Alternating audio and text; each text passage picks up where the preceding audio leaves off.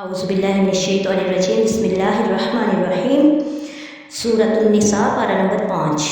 وَمَن يُطِعِ اللَّهَ وَرَسُولَهُ اور جو اطاعت کرتے ہیں اللہ کی اور اس کے رسول کی فَأُولَٰئِکَ مَعَ الَّذِينَ تو وہ لوگ ان کے ساتھ ہوں گے جن پر انعم اللہ علیہ من النبیین اللہ تعالیٰ نے انعام فرمایا یعنی انبیاء والصدیقین اور صدیقین والشہداء اور شہداء والصالحین اور صالحین وحسن اولئک رفیقا اور کیا ہی اچھے ہیں یہ ساتھی ذالک الفضل من اللہ یہ محض فضل ہے اللہ تعالیٰ کا وکفی باللہ علیما اور کافی ہے اللہ تعالیٰ جاننے والا یا ایھا الذین آمنوا اے ایمان والو خذوا حذرکم ہوشیار رہو اور فانفروا ثبات ام انفروا جمیعا پھر وقت آ جائے گا تو نکلو ٹولیاں بن کر یا نکلو سب مل کر وَإِنَّ مِنْكُمْ لَمَن لَّا يُبَطِّئَنَّ اور بے شک تم میں سے بعض ایسے ہیں جو ضرور دیر لگائیں گے فَإِنْ أَصَابَتْكُمْ مُصِیبَةٌ پھر اگر پہنچے تمہیں کوئی مصیبت قالا تو وہ کہے قد انعم اللہ علیہ احسان فرمایا ہے اللہ تعالیٰ نے مجھ پر اذ لم اکن معہم شہیدا کہ میں نہیں تھا ان کے ہمراہ جنگ میں حاضر وَلَئِنْ أَصَابَكُمْ فَضْلٌ مِّنَ اللَّهِ اور اگر ملے تمہیں فضل فتح اور مال غنیمت اللہ کی مہربانی سے لَيَقُولَنَّ تو ضرور کہے کَأَن لَّمْ تَكُن بَيْنَكُمْ وَبَيْنَهُ جیسے نہیں تھی تمہارے درمیان اس کے درمیان مودۃ کوئی دوستی یا لیتنی کاش میں بھی ہوتا کنت معہم فافوز فوزا عظیما ان کے ہمراہ تو حاصل کرتا بڑی کامیابی فَلْيُقَاتِلْ بس چاہیے کہ لڑا کریں فی سبیل اللہ اللہ کی راہ میں صرف وہ لوگ جنہوں نے یشرون الحیات الدنیا بالآخرۃ بیچ دی ہے دنیا کی زندگی آخرت کے عوض وَمَن يُقَاتِلْ فی سبیل اللہ اور جو شخص لڑے اللہ کی راہ میں فیقتل اور مارا جائے او یغلب یا غالب آئے فسوف نؤتیہ اجرا عظیما تو ان دونوں حالتوں میں ہم انہیں دیں گے اجر عظیم وما لکم لا تقاتلون فی سبیل اللہ اور کیا ہو گیا ہے تمہیں کہ جنگ نہیں کرتے ہو اللہ کی راہ میں بل مستضعفین اور حالانکہ کئی بے بس من الرجال مرد والنساء اور عورتیں والولدان اور بچے ایسے ہیں الذین یقولون جو ظلم سے تنگ آ کر عرض کرتے ہیں ربنا اے ہمارے رب اخرجنا نکال ہمیں من هذه القرية اس بستی سے ظالم ہے جس کے رہنے والے اہلھا واجعل لنا من لدنک ولیا اور بنا دے ہمارے لیے اپنے پاس سے کوئی دوست واجعل لنا من لدنک نصیرا اور بنا دے ہمارے لیے اپنے پاس سے کوئی مددگار الذین آمنوا یقاتلون فی سبیل اللہ اور جو ایمان لائے وہ جنگ کرتے ہیں اللہ کی راہ میں والذین کفروا اور وہ جو کافر ہیں یقاتلون فی سبیل الطاغوت وہ جنگ کرتے ہیں طاغوت کی راہ میں فقاتلوا اولیاء الشیطان تو اے ایمان والو لڑو شیطان کے حامیوں سے ان کید الشیطان کان ضعیفا بے شک شیطان کا فریب کمزور ہے الم تر الی الذین قیل لهم اور کیا نہیں دیکھا آپ نے ان لوگوں کی طرف جو کہ جب کہا گیا کفوا ایدیکم کہ روکو اپنے ہاتھوں کو واقیموا الصلاۃ اور قائم کرو نمازوں کو وآتوا الزکاۃ اور ادا کرو زکوٰۃ فلما کتب علیہم القتال ان باتوں کو تو مان لیا پھر جب فرض کیا ان پر جہاد اذا فریق منہم تب ان میں سے ایک کرو یخشون الناس ڈرنے لگ گیا لوگوں سے خشیت اللہ جیسے کہ ڈرا جاتا ہے اللہ سے او اشد خشیتاً یا اس سے بھی زیادہ وقالو اور وہ کہنے لگے ربنا اے ہمارے رب لما کتبت علینا القتال پروردگار کیوں فرض کر دیا تو نے ہم پر جہاد لولا اخرتنا الی اجل قریب کیوں نہ مہلت دی تو نے ہمیں تھوڑی مدت تک کل فرما دیجئے متاع الدنیا قلیل دنیا کا سامان بہت قلیل ہے والآخرۃ خیر لمن اتقی اور آخرت زیادہ بہتر ہے اس کے لیے جو تقوی اختیار کرے ولا تظلمون فتیلا اور نہیں ظلم کیا جائے گا تم پر کھجور کی گٹھلی کے ریشہ کے برابر بھی اینا جہاں کہیں بھی یدرککم الموت اینما تکون جہاں کہیں تم ہوگے یدرککم الموت آنے گی تمہیں موت ولو کنتم فی بروج مشیدہ اگرچہ پناہ گزین ہو تم مضبوط قلعوں میں، وَإِن تُصِبْهُمْ حَسَنَةٌ، اور اگر پہنچے تمہیں کوئی بلائی، یقولوا، تو کہتے ہیں هَٰذِهِ مِنْ عِندِ اللَّهِ، یہ اللہ تعالیٰ کی طرف سے ہے، وَإِن تُصِبْهُمْ سَيِّئَةٌ، اور اگر پہنچے تمہیں کوئی تکلیف، یقولوا، کہتے ہیں هَٰذِهِ مِنْ عِندِكَ، یہ آپ کی طرف سے ہے، قُلْ فرما دیجئے، كُلٌّ مِنْ عِندِ اللَّهِ، سب اللہ کی طرف سے ہے، فَمَا لِهَٰؤُلَاءِ الْقَوْمِ، تو کیا ہو گیا اس قوم کو، لَا يَكَادُونَ، کہ بات سمجھنے کے، يَفْقَهُونَ حَدِيثًا، کہ اس قوم کو بات سمجھنے کے قریب ہی نہیں جاتے، وَمَا أَصَابَكَ مِنْ حَسَنَةٍ، جو پہنچے آپ کو بلائی، فَمِنَ اللَّهِ، اللہ کی طرف سے ہے، وَمَا أَصَابَكُم مِنْ سَيِّئَةٍ، اور جو پہنچے آپ کو تکلیف، فَمِن نَفْسِكَ، آپ کی طرف سے ہے، وَأَرْسَلْنَاكَ، اور بھیجا ہم نے، لِلنَّاسِ، لوگوں کے لیے، رسول، وَكَفَىٰ بِاللَّهِ شَهِيدًا، اور کافی ہے اللہ تعالیٰ آپ کا گواہ، وَمَن يُطِعِ الرَّسُولَ، اور جس نے اطاعت کی رسول کی، فقد اطاع اللہ، اس نے اطاعت کی اللہ تعالیٰ کی، وَمَن تَوَلَّىٰ، اور جس نے منہ پھیر لیا، فَمَا أَرْسَلْنَاكَ عَلَيْهِمْ حَفِيظًا، تو نے نہیں بھیجا ہم نے آپ کو ان کا پاسبان بنا کر۔ بسم اللہ الرحمن الرحیم۔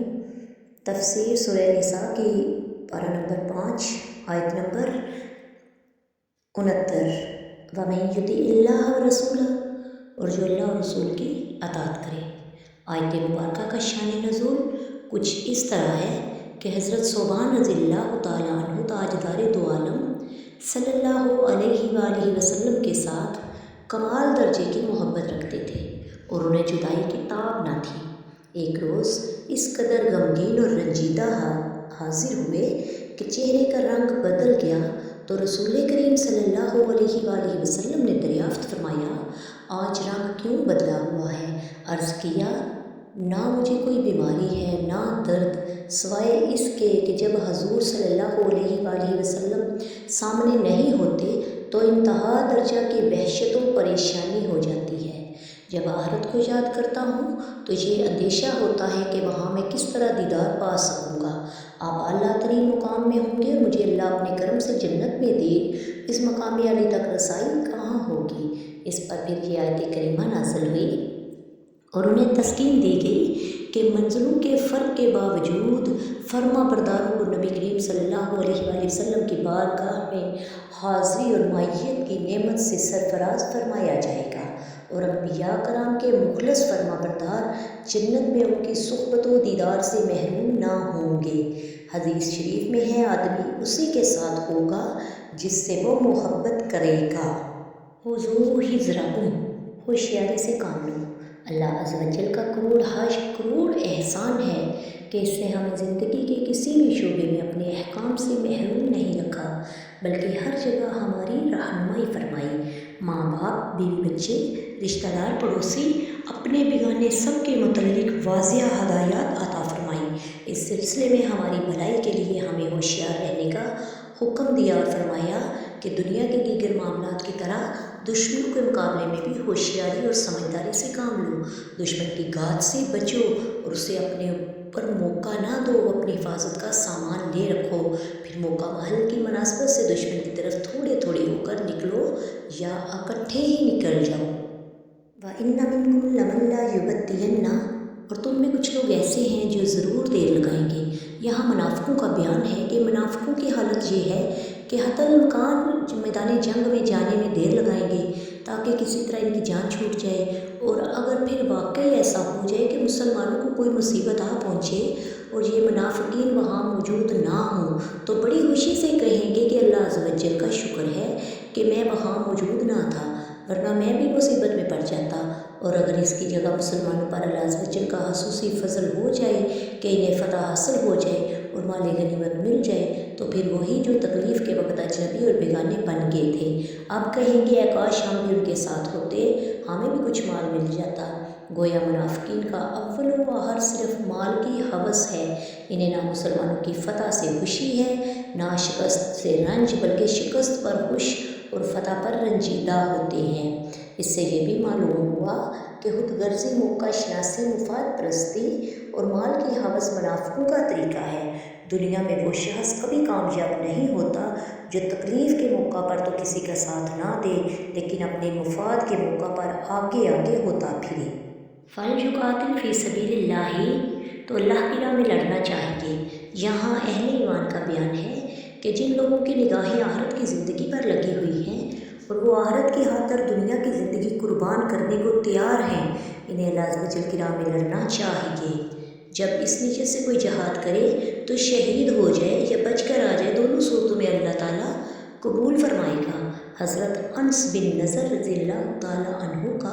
جذبہ شہادت۔ حضرت انس بن مالک رضی اللہ تعالیٰ عنہ فرماتے ہیں، میرے چچا حضرت انس بن نضر غزوہ بدر میں نہ جا سکے۔ انہوں نے نبی کریم صلی اللہ علیہ وآلہ وسلم سے عرض کی، آپ صلی اللہ علیہ وآلہ وسلم نے مشرکین سے جو اہل جنگ میں کی تھی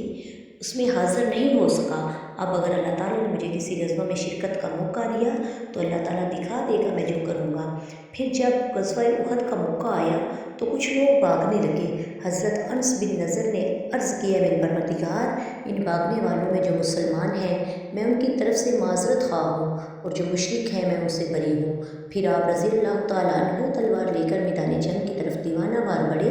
راستے میں حضرت سعد بن معاذ سے ملاقات ہوئی۔ فرمایا، سعد، جنت اس پاک پروردگار کی قسم جس کے قبضہ قدرت میں میری جان ہے، میں احد پہاڑ کے قریب جنت کی خوشبو محسوس کر رہا ہوں۔ حضرت سعد فرماتے ہیں، جیسا کارنامہ انہوں نے سر انجام دیا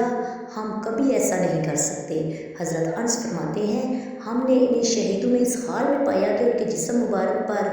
تیروں، تلواروں اور نیزوں کے 80 سے زائد زخم تھے اور آپ کے اعضاء جگہ جگہ سے کاٹ دیے گئے تھے۔ آپ کو پہچاننا بہت مشکل تھا۔ آپ کی ہمشیرہ نے آپ کو انگلیوں کے نشانات سے پہچانا۔ وَمَا لَكُمْ لَا تُقَاتِلُونَ فِي سَبِيلِ اللَّهِ، تمہیں کیا ہوا کہ اللہ کے راستے میں نہ لڑو؟ ارشاد فرمایا کہ جہاد فرض ہے اور اس کے ترک کا تمہارے پاس کوئی عذر نہیں، تو تمہیں کیا ہو گیا کہ تم اللہ کی راہ میں جہاد نہ کرو؟ حالانکہ دوسری طرف مسلمان مرد و عورت اپنے بچے ظلم کی چکی میں پس رہے ہیں، ان کا کوئی پرسان حال نہیں، اور رب العالمین کی بارگاہ میں دعائیں مانگ رہے ہیں کہ اللہ ہمیں اس بستی کے ظالموں سے نجات عطا فرما، ہمیں اپنے پاس سے کوئی مددگار عطا فرما۔ تو جب مسلمان مظلوم ہیں اور تم ان کو بچانے کی طاقت رکھتے ہو تو کیوں نہیں ان کی مدد کے لیے اٹھتے؟ علم تارا، کیا تم نے نہ دیکھا؟ اس آیت مبارکہ کا شان نزول یوں ہے کہ مشرکین مکہ مکرمہ میں مسلمانوں کو بہت ایذائیں دیتے تھے۔ ہجرت سے پہلے صحابہ کرام کی ایک جماعت نے تاجدار رسالت صلی اللہ علیہ وآلہ وسلم کی خدمت میں عرض کیا کہ آپ ہمیں کافروں سے لڑنے کی اجازت دیجیے، انہوں نے ہمیں بہت ستایا ہوا ہے، بہت ایذائیں دی ہیں۔ حضور نور نے فرمایا کہ ان کے ساتھ جنگ کرنے سے ابھی ہاتھ روک کر رکھو، ابھی صرف نماز اور زکوٰۃ ادا کرو۔ اسی کے متعلق فرمایا کہ تم نے ان لوگوں کو نہ دیکھا جن سے شروع اسلام میں مکہ مکرمہ میں کہا گیا کہ ابھی جہاد سے اپنے ہاتھ روک کے رکھو اور ابھی صرف نماز اور زکوٰۃ قائم کرو، لیکن پھر جب مدینہ منورہ میں ان پر جہاد فرض کیا گیا تو اس وقت طبعی خوف کا شکار ہو گئے، جو انسان کی فطرت ہے، اور حالت یہ تھی کہ ان میں ایک گروہ لوگوں سے ایسے ڈرنے لگا جیسے اللہ عز و جل سے ڈرنا ہوتا ہے، بلکہ اس سے بھی زیادہ ڈرنے لگے۔ یہ سوال حکمت دریافت کرنے کے لیے تھا، اعتراض کرنے کے لیے نہیں تھا، اس لیے وہ اس سوال پر توبیخ زجر نہ فرمایا گیا بلکہ تسلی بخش جواب عطا کرتے ہوئے فرمایا، اے حبیب صلی اللہ علیہ وآلہ وسلم، آپ ان سے فرما دیجئے کہ دنیا کا ساز و سامان تھوڑا ہے، فنا ہونے والا ہے، جبکہ پرہیزگاروں کے لیے آخرت کی تیاری کی گئی ہے اور وہی ان کے لیے بہتر ہے، لہٰذا جہاد میں خوشی سے شرکت کرو۔ اینما تکونوا یدرککم الموت، تم جہاں کہیں بھی ہوگے موت تمہیں ضرور پکڑ لے گی۔ لوگوں سے فرمایا گیا ہے، جہاد سے ڈرنے والوں، تم جہاں کہیں بھی ہوگے موت تمہیں ضرور پکڑ لے گی، اگرچہ تم مضبوط قلعوں میں ہو، اس سے رہائی پانے کی بھی کوئی صورت نہیں۔ جب موت ناگزیر ہے تو بستر پر مر جانے سے راہ خدا میں جان دینا بہت بہتر ہے۔ وَإِن تُصِبْهُمْ حَسَنَةٌ، اگر انہیں بلائی پہنچے، یہاں سے منافقین کا بیان ہے کہ اگر انہیں کوئی بلائی پہنچے، جیسے مال میں فراوانی آ جائے، کاروبار اچھا ہو جائے، پیداوار زیادہ ہو جائے، تو کہتے ہیں یہ اللہ کی طرف سے ہے، اور اگر انہیں کوئی برائی پہنچے جیسے قحط پڑ جائے، کوئی اور مصیبت آ جائے، تو کہتے ہیں محمد جی آپ کی وجہ سے آئی ہے، جب سے آپ آئے ہیں ایسی ہی سختیاں پیش آ رہی ہیں۔ محبوب کریم صلی اللہ علیہ وآلہ وسلم کے دفاع میں اللہ تعالیٰ نے ارشاد فرمایا، اے حبیب صلی اللہ علیہ وآلہ وسلم، آپ ان سے فرما دیجئے کہ رزق میں کمی بیشی قہر یا خوشحالی، رنج، راحت، فتح یا شکست، سب اللہ عز و جل کی طرف سے ہے۔ ہر راحت و مصیبت اللہ کے ارادے سے آتی ہے۔ ہاں، ہم اس کے اسباب مہیا کر لیتے ہیں۔ نیز یہ بات بھی یاد رہے کہ نیکی راحت کا ذریعہ ہے اور گناہ مصیبت کا سبب ہے۔ وَمَن یُطِعِ الرَّسُولَ فَقَدْ أَطَاعَ اللَّهَ، جس نے رسول کا حکم مانا بے شک اس نے اللہ کا حکم مانا۔ آیت مبارکہ کا شان نزول اس طرح ہے کہ سرور کائنات صلی اللہ علیہ وآلہ وسلم نے ایک مرتبہ فرمایا، جس نے میری اطاعت کی اس نے اللہ کی اطاعت کی، اور جس نے مجھ سے محبت کی اس نے اللہ سے محبت کی۔ اس پر آج کل کے گستاخ بددینوں کی طرح اس زمانہ کے بعض منافقوں نے کہا کہ محمد مصطفیٰ یہ چاہتے ہیں کہ ہم انہیں رب مان لیں، جیسے عیسائیوں نے حضرت عیسیٰ بن مریم کو رب مانا ہے۔ اس پر اللہ تعالیٰ نے ان کے رد میں یہ آیت نازل فرما کر اپنے نبی صلی اللہ علیہ وآلہ وسلم کے کلام کی تصدیق فرما دی کہ بے شک رسول کی اطاعت اللہ کی اطاعت ہے، تو جس نے ان کی اطاعت سے اراض کیا تو اس کا وبال اسی پر ہے، کیونکہ اللہ تعالیٰ نے انہیں اس لیے نہیں بھیجا کہ آپ صلی اللہ علیہ وسلم بہر صورت انہیں جہنم سے بچائیں، بلکہ صرف تبلیغ کے لیے بھیجا ہے۔ وما علینا الا البلاغ المبین۔ السلام علیکم ورحمۃ اللہ وبرکاتہ۔